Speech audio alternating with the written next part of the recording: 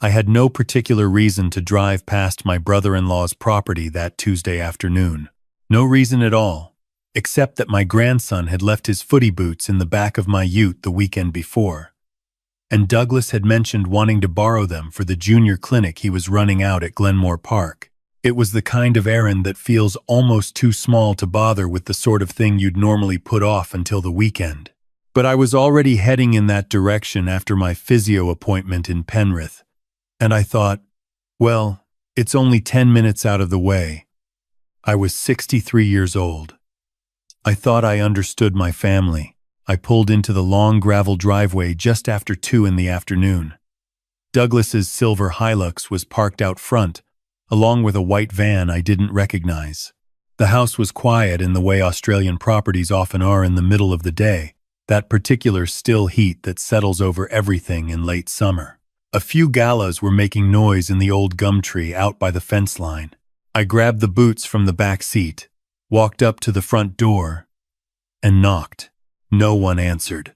I knocked again and waited, listening. I could hear something, a faint sound, almost like a television playing somewhere deep inside the house. I tried the door handle out of habit. It was unlocked, so I pushed it open a few inches and called out, "Douglas? It's me. It's Arthur." Just dropping off Liam's boots. Nothing. Just that same distant sound. I stepped inside. The front entry was tidy. Douglas was always particular about his home. Always had been. His late wife Margaret had kept the place immaculate, and even 3 years after losing her, he'd maintained her standards out of what I always assumed was grief turned into habit. The kitchen was clean. The living area was empty. I set the boots down by the entrance and was about to call out again when I noticed something on the dining table. A child's drawing. That in itself wasn't unusual. Douglas's grandkids visited sometimes, and there were often colored pencils and scraps of paper left around. But this drawing stopped me because I recognized the handwriting in the corner. Small, careful letters that I had watched being formed over years of homework and birthday cards and school projects. It said, Emmy. My granddaughter had been missing for 11 days. I stood there holding that piece of paper and felt the air leave my lungs. Emily Rose Hartfield was my son, Patrick's youngest. She had been reported missing after she didn't come home from school on a Thursday. The family had been devastated, cycling through hope and dread in the way that only parents and grandparents who have lived that particular nightmare can understand. Patrick had barely slept. My daughter-in-law Carol had lost nearly 4 kilograms in under 2 weeks. And I had been driving around dropping off football boots, feeling useful by doing small things, because large things felt entirely beyond me. The drawing was of a house with a yellow sun and a dog in the garden. At the bottom, in that same careful handwriting, she had written, "I want to go home." My hands were shaking. I put the drawing back exactly where I found it. I don't know why some instinct told me not to disturb anything, not to let whoever was in this house know that I had seen it. I stood very still in that dining room and made myself breathe slowly, the way my doctor had told me to after the cardiac scare 2 years back. In through the nose, out through the mouth. Think. Don't react. Think. The sound was coming from the back of the house. Douglas had renovated extensively about 4 years ago. I remembered the work well because he'd complained about the cost constantly, and I'd helped him move furniture on 2 separate weekends. The renovation had added a large workshop and storage space behind the laundry, a whole extra section that extended back from the original structure. He had made a big deal at the time about the soundproofing he'd put in for his woodworking, because he liked to work late and didn't want to disturb the neighbors. I moved toward the back of the house, staying close to the wall. The laundry door was closed. I pushed it open slowly and stepped inside. On the far wall, next to the old chest freezer, there was a door I had never paid much attention to. I had always assumed it led to a small storage cupboard, but it was slightly ajar. and the sound I had been hearing was coming through it. A child's voice. She was singing quietly to herself. A song I recognized, one of those simple rhymes Carol used to sing at bedtime when the kids were small. I pushed the door open. The room was small and poorly lit, no more than 3 meters by 4.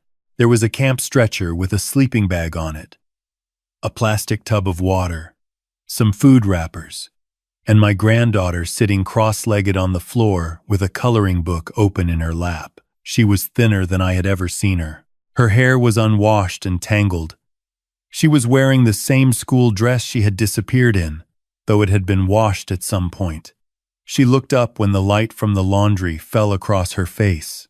She looked at me for a full 2 seconds without reacting, as though she was trying to decide whether I was real. Then she said very quietly, "I was across that room before I had made any conscious decision to move.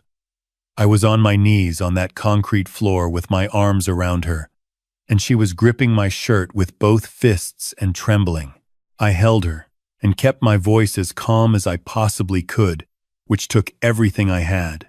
'I've got you,' I said. 'I'm here. I've got you.' She was crying without making much sound, which told me she had learned to be quiet in this place. And that realization nearly broke me completely. I pulled back just enough to look at her face. She had a small bruise on her forearm that was fading to yellow. She was pale, but she was alert. She was present. She recognized me. 'Are you hurt?' I asked. She shook her head. 'I'm hungry,' she said. I wanted to pick her up and run. Every fiber of me wanted to do exactly that, carry her out to the ute and drive until I was somewhere safe, and none of this had happened. But I had heard voices while I was moving through the house. Douglas wasn't alone. The white van outside belonged to someone, and if I spooked whoever was in that house before I understood what I was dealing with, I didn't know what might happen. So I did the hardest thing I have ever done in my 63 years. I told Emmy to stay very quiet, that I would be back very soon, that no one was going to hurt her. I kissed her on the top of her unwashed head, and I stood up and I closed that door softly behind me. Then I walked back through the laundry, through the kitchen, and out the front door, and I stood beside my ute and I called 000. I kept my voice low and even. I told the operator my name and my location. I told her there was a missing child on the property, Emily Rose Hartfield, 9 years old, reported missing 11 days ago from Kingswood, and that she was in a locked room at the rear of the premises. I told her I believed there were at least 2 adults in the house. The operator told me to stay on the line and confirmed that units were being dispatched. I stayed on the line. While I waited, I kept watching the front of the house. My heart was hitting my ribs like something trying to get out, but my hands had stopped shaking. I focused on the galas in the gum tree. I focused on breathing. I had learned in my working life 30 years as a site manager on construction projects across New South Wales that panic is a luxury you cannot afford when other people are depending on you to hold it together. About 4 minutes after my call, the front door opened, and Douglas walked out. He was 61 years old, 2 years younger than me. We had known each other for nearly 30 years. He had been close with my late wife, Sandra, had been at our wedding, at our children's christenings, at Sandra's funeral 6 years ago. He was stocky, gray-haired, a man who had always given the impression of solid reliability. Standing there on his own front step, looking at me beside my ute, his expression shifted through several things very quickly. Surprise, then something that wasn't quite relief, then something harder that I didn't have a name for. "Arthur," he said. "Didn't hear you pull up. Just dropping off Liam's boots," I said. I held up my phone slightly as I spoke, turning my body so he couldn't see that the call was still active. "Thought you might need them for the clinic." "Right." He came down the steps toward me. "Clinic's not until Thursday. Actually, my mistake," I said. "Getting old." He smiled at that, and the smile looked completely normal. And that normality was the most disturbing thing I had encountered that afternoon, which was saying something. "You want a cold drink?" he asked. "I've got someone inside, but we're just finishing up." "Who's the van?" I said, nodding toward it. "Mate from the woodworking club," he said. "Picking up some timber." "Right," I said. "No, I won't stop. Got a doctor's appointment." I looked at him for a moment. I looked at the face of a man I had trusted for 3 decades, and I tried to understand what I was seeing. "You too, mate," he said. I got in the ute. I pulled out of the driveway at normal speed. I turned onto the road and drove 200 meters, and pulled over behind a stand of wattle. "I'm still here," I said into the phone. "Units are 4 minutes away," the operator said. "Do not re-enter the property. Stay where you are." I stayed where I was. The first police car came from the western direction, then a second from the east. They turned onto the driveway within 30 seconds of each other. I pulled out and followed, parking at the end of the driveway. As the officers went up to the door, I watched Douglas answer. I watched his posture change when they told him why they were there. I watched the moment he understood that it was already over. They found Emmy exactly where I had left her, still sitting on the floor with her coloring book. They also found a second person in the house, a man named Trevor, who I had never met, who turned out to have a prior conviction for child endangerment from an earlier part of his life that Douglas had apparently known about. The two of them had been involved in a dispute with Patrick over a property matter, a piece of land that had been part of Sandra's estate, which Douglas believed he had a claim to, and which had been tied up in legal proceedings for the better part of 2 years. Emmy, it became clear, had been taken as leverage. Not to harm Douglas maintained this through everything that followed, and I believe on some level he was telling himself the truth, but to pressure Patrick into settling, as though a child's terror and suffering were a negotiating tool, as though 11 days in a concrete room were an acceptable cost of doing business. The paramedics examined Emmy at the scene, and she was taken to Nepean Hospital as a precaution. She was dehydrated and underweight, but physically uninjured. Patrick arrived at the hospital 40 minutes after I called him. I was in the corridor when he came through the doors running, which I had not seen my son do since he was a teenager, and I pointed him toward her room and stood back and let them have that moment. I sat down in a plastic chair in the hallway, and I stayed there for a long time.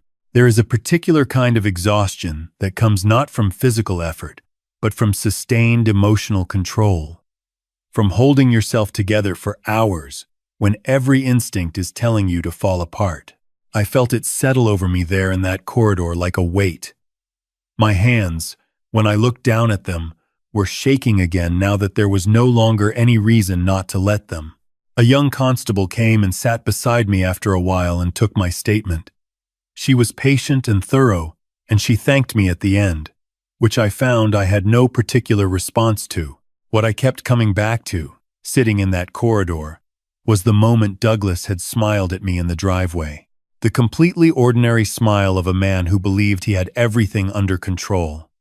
I had known this man at birthday parties and barbecues and footy finals. I had helped him move furniture. I had stood beside him at Sandra's graveside.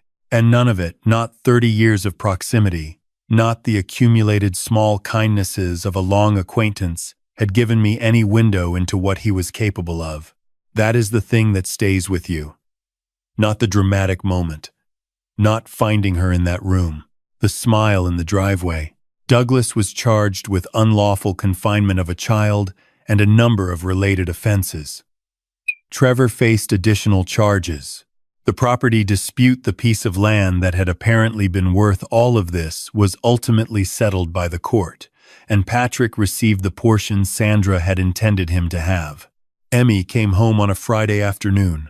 She walked into the house she had been taken from 11 days earlier and stood in the kitchen for a moment, looking around as though checking that it was still the same place she had left.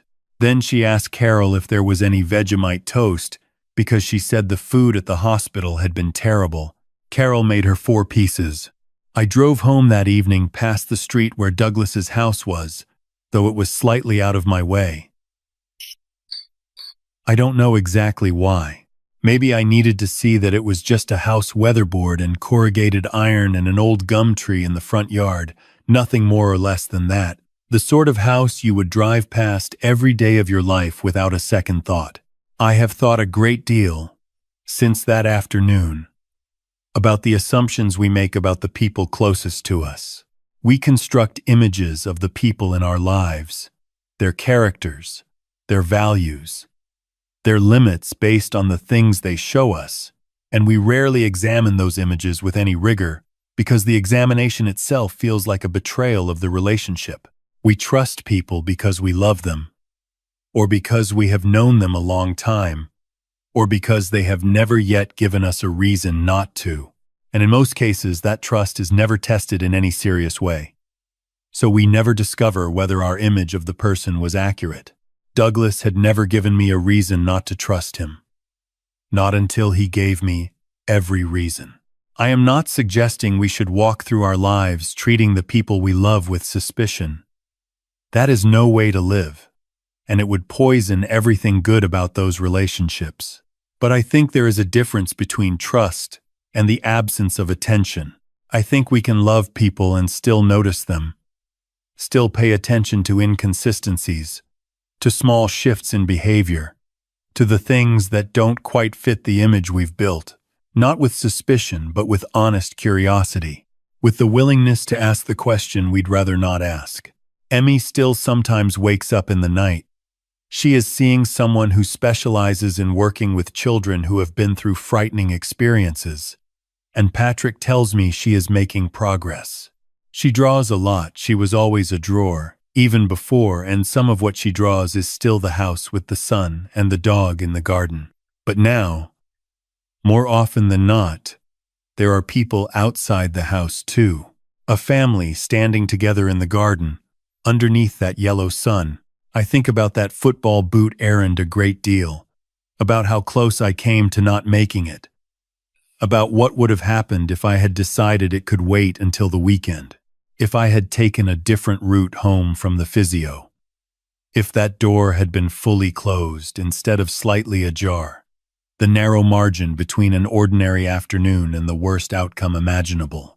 We talk a lot, in families, about being there for each other, showing up, staying connected, keeping those small threads of contact alive, even when life gets busy and the weeks slip by.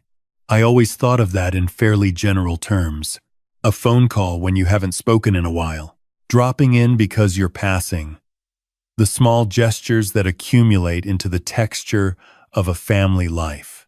I understand it differently now. Sometimes being there is the entire thing. Sometimes it is not symbolic or metaphorical. Sometimes the difference between what happens and what doesn't happen is whether you are physically present on a particular afternoon for no better reason than a pair of football boots left in the back of a ute. If there is anything I would want anyone to take from what happened to our family, it is this: stay connected. Not because something terrible is waiting to happen in all likelihood. It isn't. But because connection is the only thing that makes the bad things survivable and the good things worth having. Because the people in your life deserve your presence, not just your goodwill. Because the small things, the drop-ins, the check-ins, the I was passing and thought of you are not small at all. And if something feels wrong, trust that feeling. Not every uneasy instinct is correct, but no child and no person should ever be beyond reaching. Emmy is 10 now. She starts year 5 in February. She has decided she wants to be a vet, which Patrick thinks is wonderful and which Carol thinks will destroy them financially, and they are probably both right. She comes over most Sundays and we sit in the backyard, and she tells me things about school, about her friends, about the animals she has decided she will one day save, and I listen to all of it, every word. And I do not take a single Sunday for granted. Not one.